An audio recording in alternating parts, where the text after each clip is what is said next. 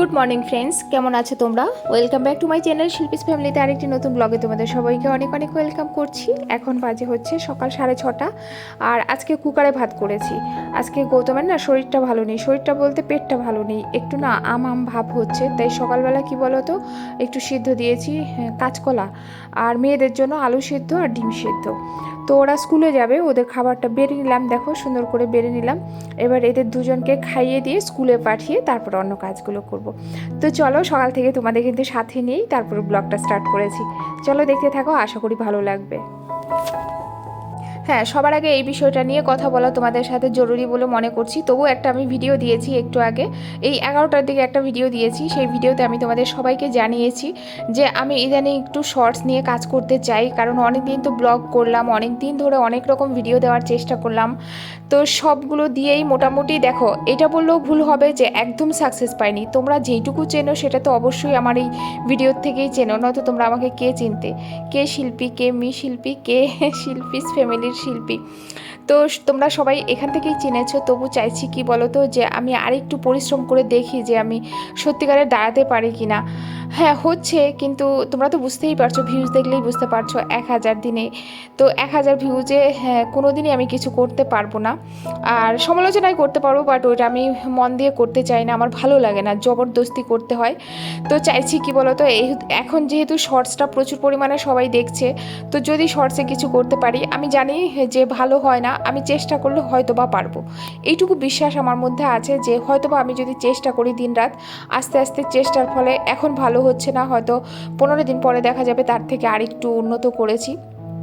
তো তোমাদের সাপোর্টটা খুব জরুরি ছিল, তোমরা অনেকেই সাপোর্ট করে বলেছো যে দিদিভাই তোমার ব্লগিং দেখতে খুব ভালো লাগে, তোমার ব্লগটা মিস করবো না। একদমই মিস করবে না, আমি যতদূর পারি রেগুলারই চেষ্টা করব। এটা এই ভিডিওতে জানাই দাও আমার কর্তব্য বলে মনে হলো যে হ্যাঁ, আমি চেষ্টা করব রেগুলার। একদম তোমাদের যদি আমি 10 মিনিটের ভিডিও দেই, তাও আমি রেগুলার চেষ্টা করব আমার ডেলি লাইফস্টাইলটা তোমাদের কাছে তুলে ধরার।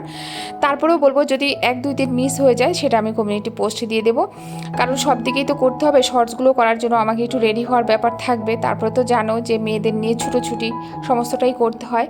তো তোমাদের কথা অবশ্যই রাখবো, তোমরা এতটা ভালোবাসা দিচ্ছ সেটাও আমি ফেলতে পারি না। বললাম না 1000 লোকের ভালোবাসা, সেটাও আমি সেটার থেকেও বঞ্চিত হতে চাই না।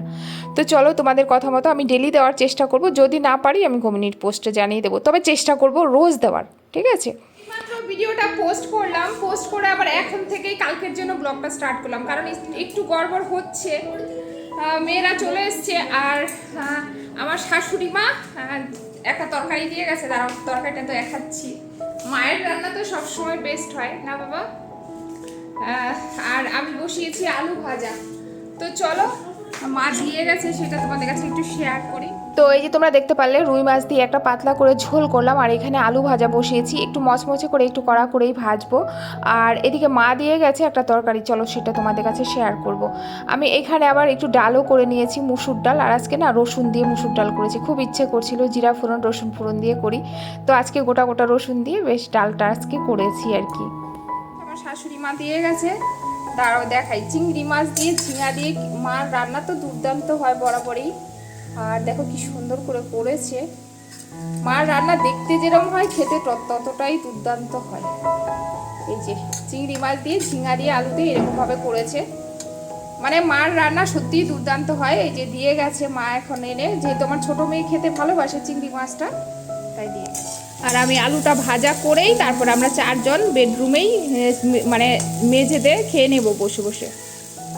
বাইরে প্রচুর বৃষ্টি হচ্ছে, আলু ভাজাটা হয়ে গেলেই আমরা 4 জন একসাথে।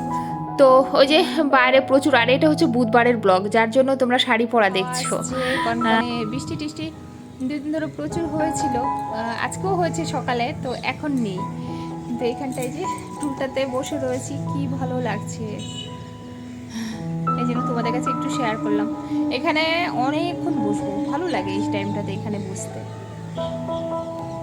একটু এডিটও করবো বসে বসে, আগের থেকে কাজও হয়ে যাবে, একটু বসাও হবে। আর জায়গাটা যে একটা কারি পাতা গাছ লাগিয়েছি। তো এখন বিকেলবেলা মেয়ে বায়না করছে, মা একটু স্যান্ডউইচ করে দাও না, ঘরে রয়েছি আজকে, তো সেটারই আয়োজন করছি। আর এই স্যান্ডউইচটা এর আগেও তোমাদের কাছে শেয়ার করেছি, তাই আজকে আর শেয়ার করবো না, তাও যেটুকু মানে মুখে বলছি না, তোমরা দেখে নাও যেভাবে করি, সেটা তো আগেও করেছি অনেকবার। তো আজকে আমার ছোটো মেয়ে হেল্প করছে।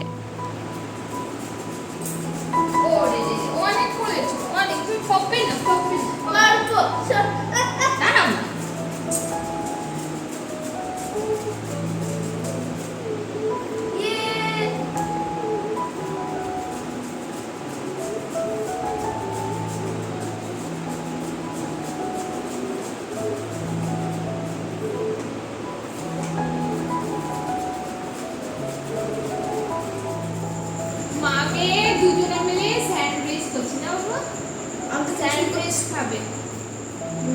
এক কালো যমুনা জল, এক কালো যমুনার জল, সর্বপ্রাণী, তারপর আমাকে জানি না সর্বপ্রাণী খায় খায়। না ওটা অন্য একটা কিছু আছে। স্নান করে না না আরে দেখ কালো, আমি রাধা, আমি কৃষ্ণ, আমি কৃষ্ণ। সর্ব সর্বোত্তম হলো রাধা, সর্বোত্তম গোকুল রাধে বিনোদিনী রায়, বৃন্দাবনের বংশীধারী ঠাকুর কানাই, একলা রাধে জল ভরিতে যমুনাতে যায়, পেছন থেকে কৃষ্ণ তাকে আরে আরে চায়, জল ভর রাধে ও গো আরে ঝি। বিধাতাকে না না না আমার পূর্ণ কোনো সামথিং কি একটা আছে। এক আমাকে কি আর হাত বাড়ালে চাঁদের দেখা পায়, কালো কালো করে। তো এই যে চলে এসছে আজকের ব্রেডগুলো না কাঁচা রাখছি না, ব্রাউন ব্রেডগুলো। মেয়ে বললো একটু মা কড়া করে ভেজে নাও তো। আর যেন মাইক্রোভেনের অনেক বিষয়গুলো না আমি জানতে পারছি না এখনও যে কিভাবে কি করতে হয়, যার জন্য মাইক্রোভেনে কিন্তু এগুলোকে আমি শিখতে পারছি না। তোমরা যদি কেউ একটু জানো আমাকে বলবে তো, কততে দিয়ে তারপরে কিভাবে কি করতে হয় মাইক্রোভেন যারা ইউজ করে, একটুখানি আমাকে ডিটেলসটা বলো না। আমি না ইউজ করতে পারছি না গো, মাইক্রোভেনটা কিনেই ফেলে রেখেছি, কিচ্ছু করতে পারছি না কিছু। মানে আমি যেটাই করছি শুধু খাবারটা গরম করতে জানি, আর কিছুই করতে পারছি না। হ্যাঁ, ইউটিউবে অনেকবার সার্চ মেরেছি, ওরমভাবে আমি কিছু শিখতে পারিনি জানো তো। তো এই যে হ্যাঁ, আমরা তো এটা খাবো, তো গৌতমের ওই যে বললাম না একটু পেটটা ভালো না বলে ওকে একটু চিড়া ভিজিয়েছি, ওকে একটু টক দই দিয়ে চিড়া দিয়ে দেবো, তাহলে পেটটা একটু শক্ত হবে আর কি। আর মেয়েদেরও একটু না এখন বুঝে শুনে খাবার দেওয়ার চেষ্টা করছি। ছোটো মেয়েটার মুখে ঘা হয়েছে জানো তো, ঘা বলতে পেঁয়াজি টাইপের হয়েছে মুখের একটা সাইডে, আর সেটা খুব খারাপ লাগছে আমার। ও খেতেও পারছে না, আর 3 বেলা শুধু বলছে মা তুমি আমাকে খাইয়ে দাও খাইয়ে দাও। তো এই যে এখানে দেখো গৌতমের জন্য ভিজিয়েছি বেশি করে চিড়া, ও রাত্রে এখন দুবার খাবে।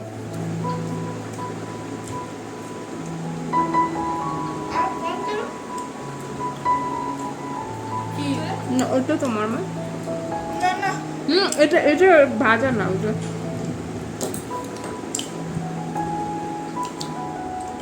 চা দাও।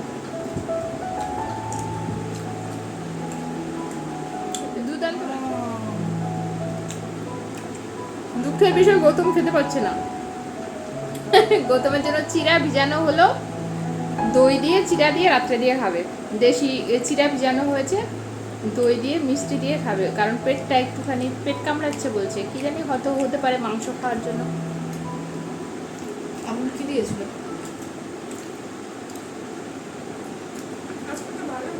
কালকে ইলিশ মাছ খাওয়া হলো না, ও আবার আজকে মাংস, তাই হয়েছে। তো চলো পরে আসছি।